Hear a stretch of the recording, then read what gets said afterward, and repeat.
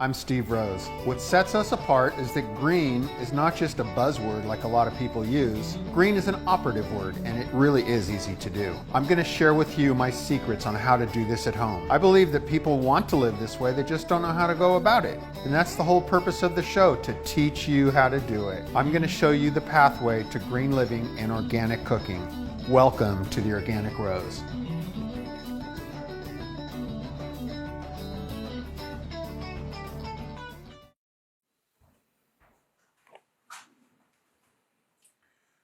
What a wonderful season this has been. Hanging out with some incredible people, sharing some amazing recipes, eating some good food, of course. I want to share with you some of my favorite moments of this season.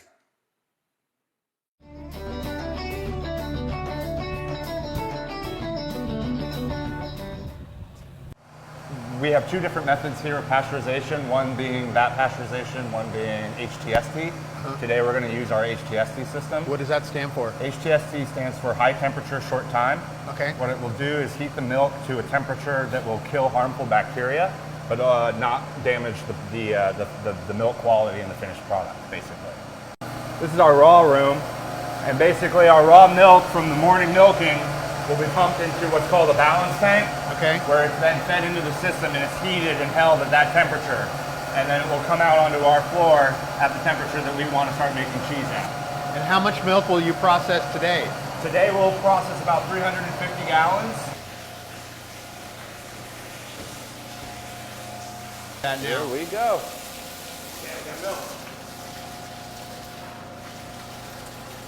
Is that where the saying "got milk" came from? We wish, right?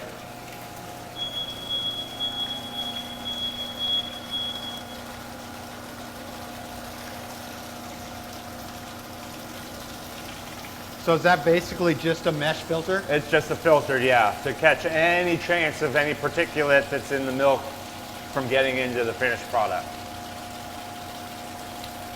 We're actually filtering it twice. It's a little bit of an overkill situation, but we'll have a filter in place for our raw milk, and then we'll have one for when the product is exiting the HTST. So that's probably another reason why you produce such a fine product. It's because you go through those checks and double checks. Yeah, we have a very stringent food safety program, and we've identified hazards, and we've created systems that will help us not necessarily eliminate, but very, very highly reduce the potential for those things happening. So what's the ratio between, without having to do the math, the ratio between gallons of milk to pounds of cheese?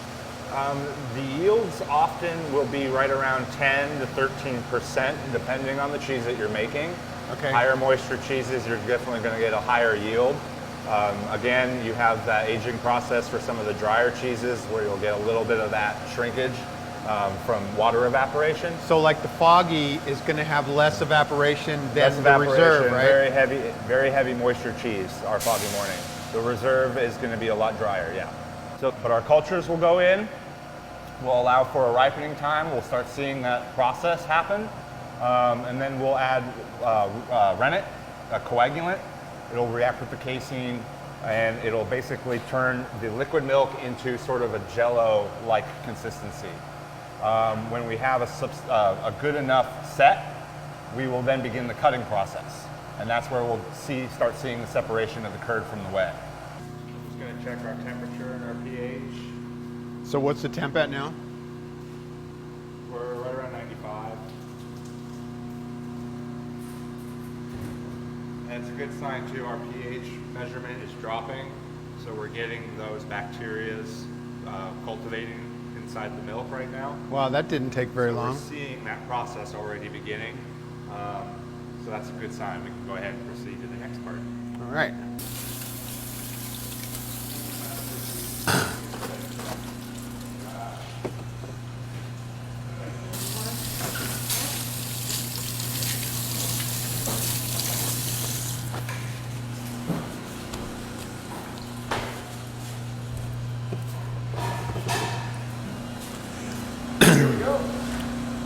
Oh, so that's the knives. Oh, very nice.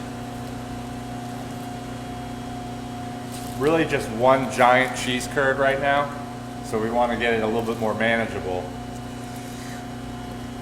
So how many revolutions will it make? It'll take about 15 to 18 minutes for the vat to be sufficiently cut. Now we're starting to see that separation happen. Yep. So you've got all of the heavier elements, the fats, the proteins, and then you basically just have the water of the milk that's the way now.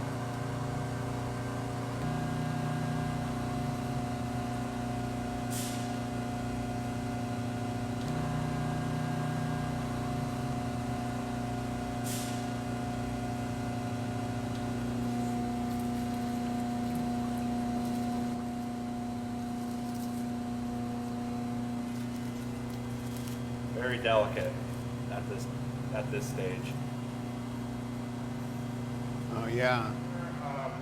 For us, it's done by hand. We do have an automated cutting system that'll help us cut the curd and separate it from the whey. But as far as turning, it's all done by hand. As far as filling the hoops, filling the molds, it's all done by hand. Wow. That's pretty impressive. Very minimal automation. But most of our cheeses will end up in one of these rooms. Here is the reserve room. This is our Alpine style cheese, and these are the wheels that come in here and begin that 6-month process of aging in this room. We age on wood. The wood boards are used and then cleaned afterward. So why do you age on wood? Just it's a traditional method that we like to sort of emulate. Okay. And we will apply it to the exterior, drying out that rind, that exterior of the cheese, And is it but just like a maintaining. salt brine? It's just a salt brine. Okay. And basically creating that natural seal so that the rest of the cheese on the inside can age out. So how long has this particular wheel been here for? This particular wheel has been in here since March 2nd. Wow. And when will it go to market? It can go now, pretty much. Okay. Yeah, we're at that 6-month area, so we can begin the cut and wrap process. Some consumers, some people will want to buy the whole wheel and do it themselves, and then others will request that we do 8-ounce pieces, cases, cut and wrap it. cut and wrap.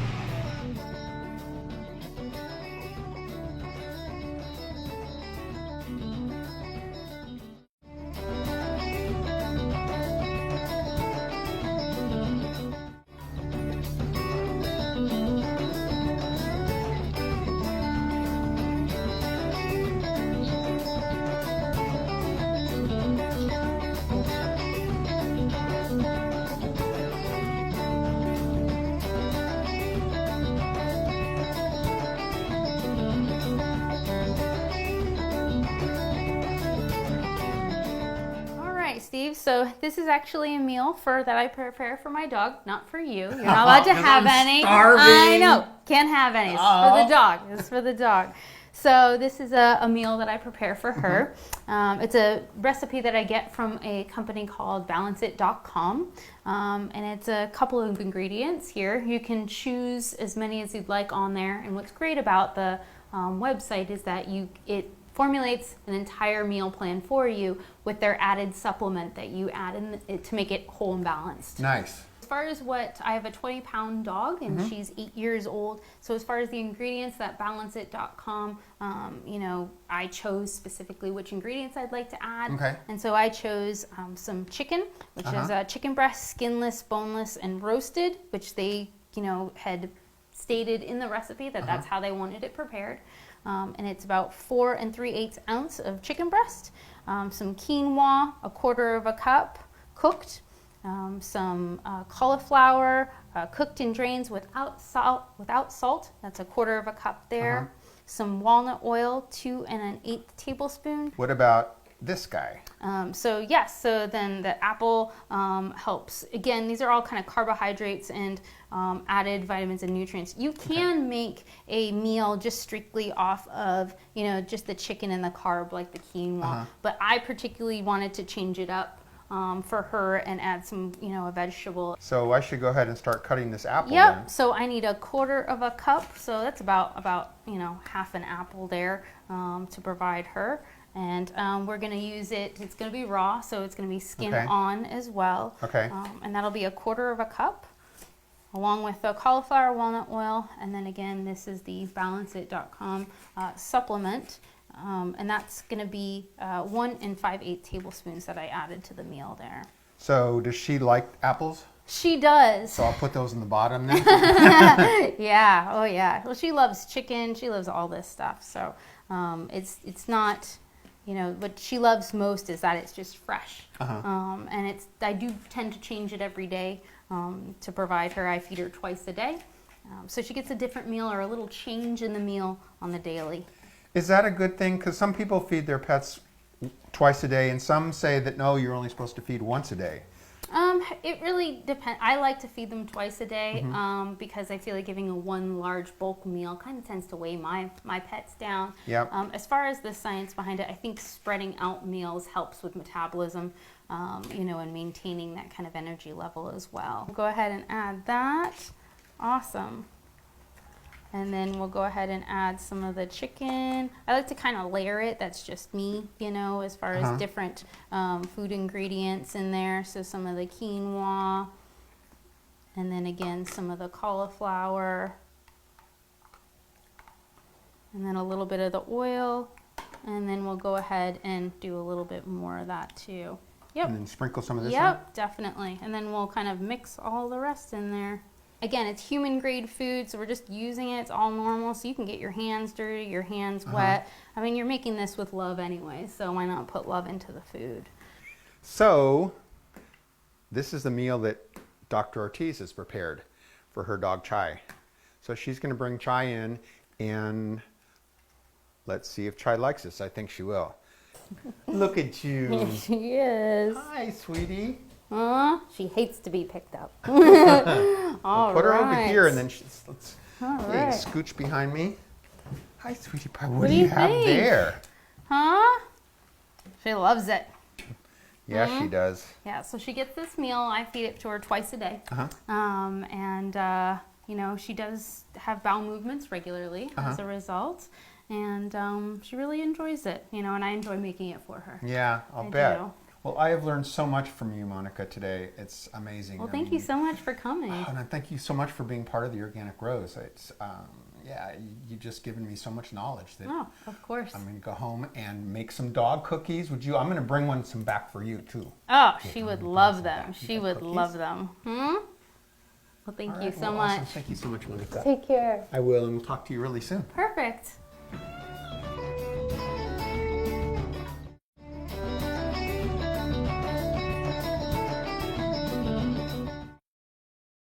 Pasture raised is not a term registered or that is regulated through the USDA, but there is a nonprofit organization that you can pay to get the humane stamp on your humanely raised stamp on your products, whether it's eggs or even if you're selling meat, anything like that. They have their certain standards, and that's kind of where the pasture raised comes from. But we operate a very open operation here. People know exactly how our chickens are treated and know that our chickens aren't just given access to outside, they are outside. So what made you leave your career and literally jump into the coop? Well, I was a school secretary before we purchased this farm, and I was on my lunch break. I was sitting at my desk and I'm scrolling through Facebook, and I saw that this farm was for sale. I've lived in Windsor my whole life. I have had my own backyard chickens for years and years, and I just couldn't, this farm was going to disappear essentially if someone didn't step up and purchase it. And there aren't a lot of people who are, willing to kind of drop everything, not make a lot of money, and work a ridiculous amount of hours every single day. But I just feel like there's an issue with farming and the way that farm animals are treated. And if you can't beat them, join them and give people an opportunity to buy a product from animals that are humanely treated. And I'm proud to be able to offer that to people, and I'm very, very happy. It's been an amazing thing for our family, and it's good to be outside, and we just work hard and we love it. So how do you move the coops, right? We do. How do you move them? So we have I call it the monster truck. So I have a 73 Chevy with tracks on it that move the coops, especially with the property gets almost marsh-like. It doesn't drain super well. So the tracks are the only thing that are gonna move the coops. What actually is really amazing about the coops is the original founder of this farm, who we purchased it from, he built everything from scratch. Wow. So everything that you're seeing, besides the nesting boxes, which were purchased, but the structures themselves, he built from scratch. So he did all the trial and error. He did all the main work, really, when it comes to that. So there's essentially 3 different builds. We have our mega coop. Our mega coop is huge, and it has roosting boxes or nesting boxes inside. It has roosts for the chickens to sleep on at night. It has a feed trailer in the back, as well as a PVC pipe drink at the bottom. So underneath it is a large PVC pipe that has a nipple system at the bottom, and so we fill big barrels of water, and that's what waters the chickens during the day. We have the conveyor coop. The conveyor coop is our fanciest coop. The chickens lay the eggs in top boxes. The eggs roll down, and then we actually can have a hand crank and crank the eggs towards us. So that's the easiest one. Well, that's what the friends neat. and family like to collect from, because it's really a fun thing to do. And that one as well has the big watering pails, and then the nipple system underneath with the PVC pipes for them to lay their eggs in as well. All of them have LED lights that run through the top. We keep the girls on a 14-hour light schedule during fall and winter and spring. That'll keep their egg production up. Those LEDs are powered by solar. Yeah, so I see all the panels around. Yeah, so we have the solar panels.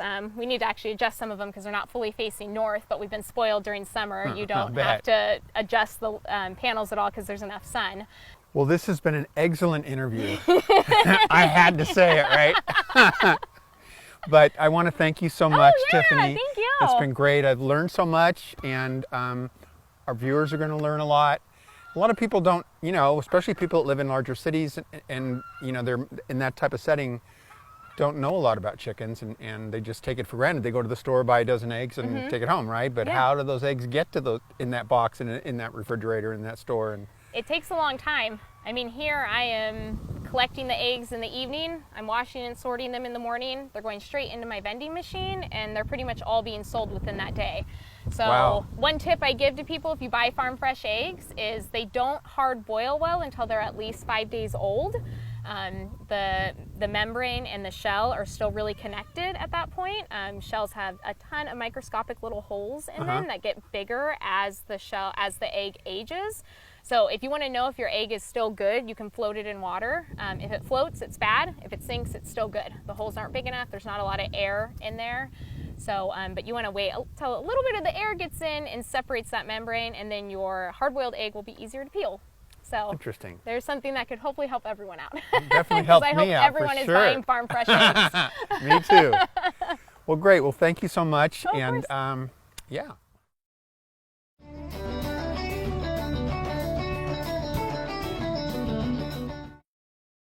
Here's what we're going to do to start.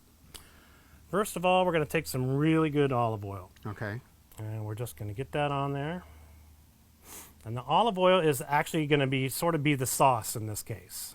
Oh, nice. I like that. Okay. We don't want to use too much of it. And then we just want to spread it around like you would a regular tomato sauce or whatever kind of sauce. Is that one of your paintbrushes? Actually, it is.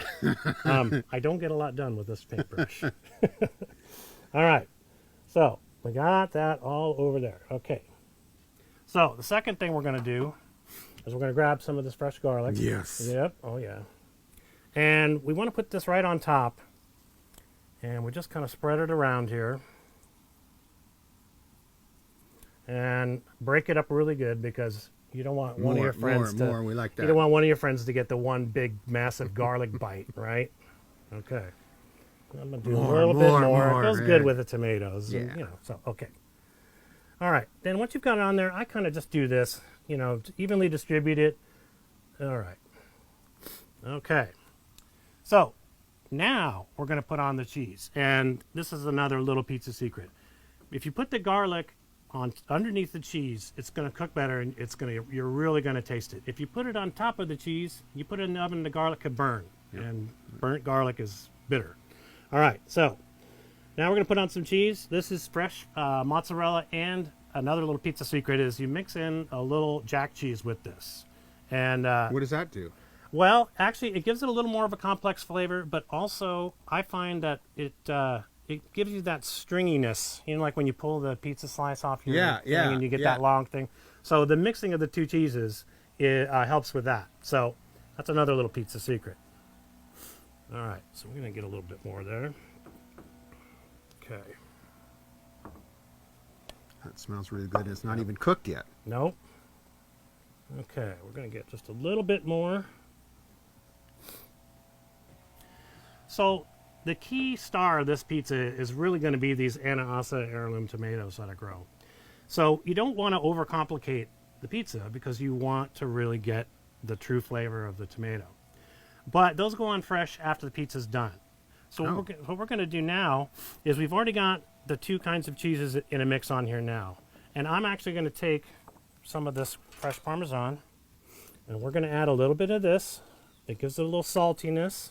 Salt and tomatoes, right? That's a good combination. But not too much. We don't want to overpower anything. And I'm going to take some nice feta, which we're also going to use when the pizza's done. We're going to put some fresh stuff on there. But I like to have a little bit in here so it'll just kind of cook in. Very good. Yeah. And if you forget the tomatoes, this is still a pretty good tasty pie. So, all right. Okay. So that's what's ready to go into the oven. We're going to cook that in for a little bit. When it's done, we're going to rest it, and then we're going to add the toppings and finish off the pizza. The pan. All right. So this is where it gets good. Okay. So what we're going to do now is we're going to start putting these tomatoes on. So we're going to just go ahead and decorate. Oh, they're just kind of just sinking right into the melted cheese. Right. Beautiful. And the pizza and the cheese are still hot enough where they're going to sort of warm up the tomatoes. But not actually cooking them. But not really cook them. So you're really going to get that burst of fresh tomato flavor as opposed to, you know, if you ordered it before, the flavor gets kind of cooked out in the oven. Yeah. So in this case, they're going to be bright and they're going to pop. And you'll see. And the other thing that's good is since we didn't go overcomplicated on the other ingredients, you're really going to just be showcasing the tomato itself. The tomato and the good cheese right. and the great crust. Right. And simple is always better anyway. It's very simple. And we're almost there. Oops. Can't do that. All right. Okay. Oh, that looks gorgeous. Yeah. So that's about it. All right, so we'll save the rest. Okay. Okay, so now I think we're going to add some of this feta cheese. And that's probably going to melt. This is so hot, that's probably going to melt right in too, huh? A little bit, and it also looks pretty. So we're going to try that. Oh, yeah. Okay. We don't need to go too much there. Okay. You're quite the minimalist when it comes to pizzas. You'll see. You'll see. All right, then we do a little Parmesan. I like to have a little fresh stuff on it. Not a lot. Like I said, we don't need to overpower anything. Okay. So this is just about done. Now we're going to put some fresh chopped parsley on it. Is that curly leaf or flat leaf? Yes, it's curly leaf. Okay. I just find it's just seems to work better with this one. Okay. There you have it. That's beautiful. Oh, this dough came out great. Oh, it's cutting so nicely. Yeah. Oh, look at that. Super sharp. Look at that. See, and it doesn't run all over the place, That's right? perfect. Okay. Oh, this smells so good. I thought I was going to get this half and you were going to get that yeah. half. All right. You got to talk to these guys. I got money. I got money from all of them. I think we should try this. Uh-huh. Oh, God. Oh, yeah. Look at that. Look at how airy the dough is, That too. is great. Yeah, that is great. Okay, let's do this.